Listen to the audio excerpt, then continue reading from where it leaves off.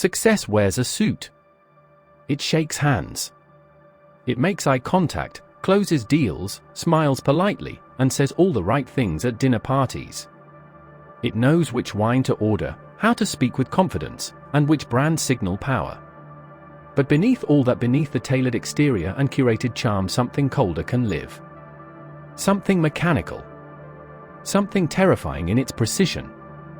American Psycho's Patrick Bateman is not just a character.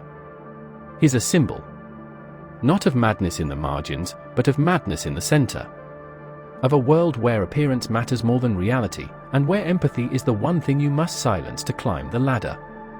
Patrick Bateman is the monster hiding in plain sight, not despite his success, but because of it. Bret Easton Ellis's novel, and Mary Harron's chilling film adaptation, present Patrick Bateman as the epitome of 1980s Wall Street culture: wealthy, handsome, Ivy League educated, socially accepted, and emotionally void. He doesn't become a killer because he's failed, he becomes one as a byproduct of succeeding in a world that rewards image over authenticity. Bateman's life is a carousel of meaningless routines: working out, skincare, business cards, overpriced dinners, and ego-stroking conversations. Everything he does is aimed at appearing successful. But the deeper tragedy is that there's no he'd left underneath it. He admits early on in the film, there is an idea of a Patrick Bateman. Some kind of abstraction. But there is no real me.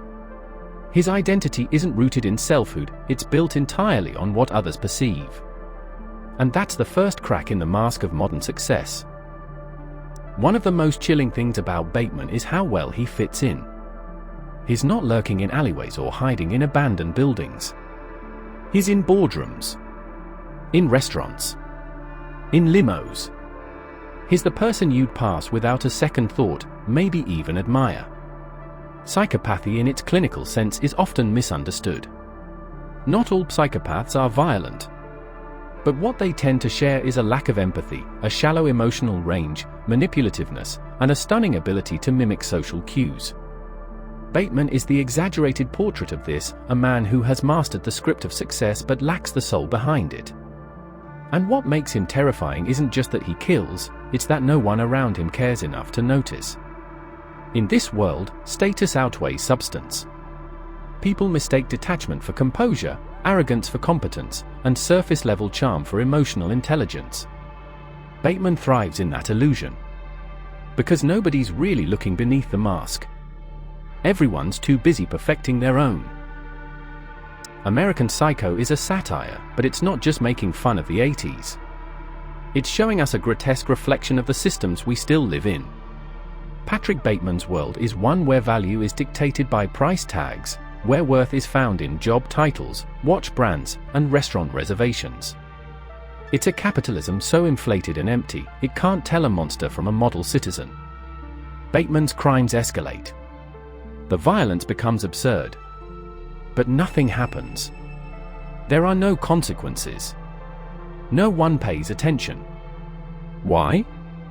Because he exists in a world that doesn't reward humanity, it rewards performance.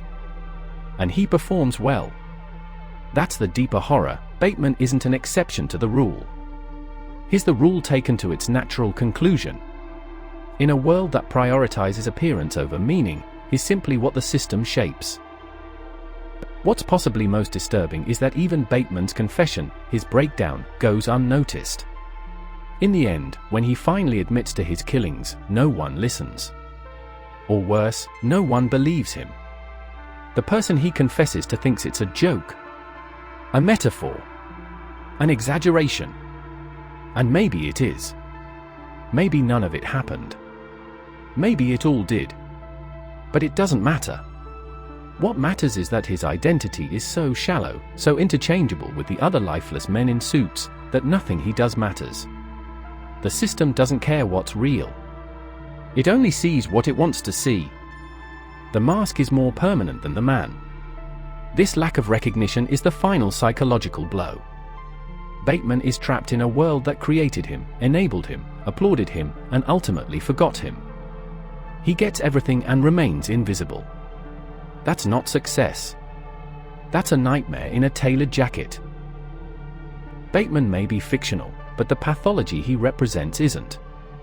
We live in a world that still confuses confidence with competence, where fake it till you make it has become a mantra, where toxic workplaces reward cold efficiency, and social media glorifies image over integrity.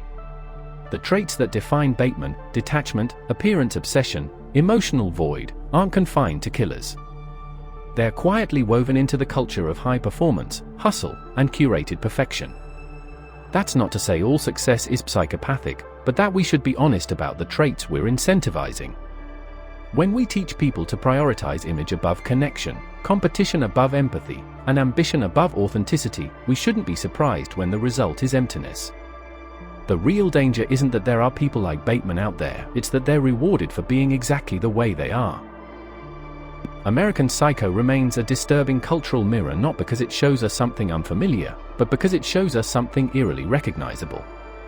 Patrick Bateman is terrifying not just because of what he does but because of how seamlessly he fits into a world that doesn't ask questions. So the question becomes, what kind of success are we really striving for? If the mask is all that matters, what happens to the person behind it? And maybe more importantly, in a world that rewards the mask, do we even remember how to take it off?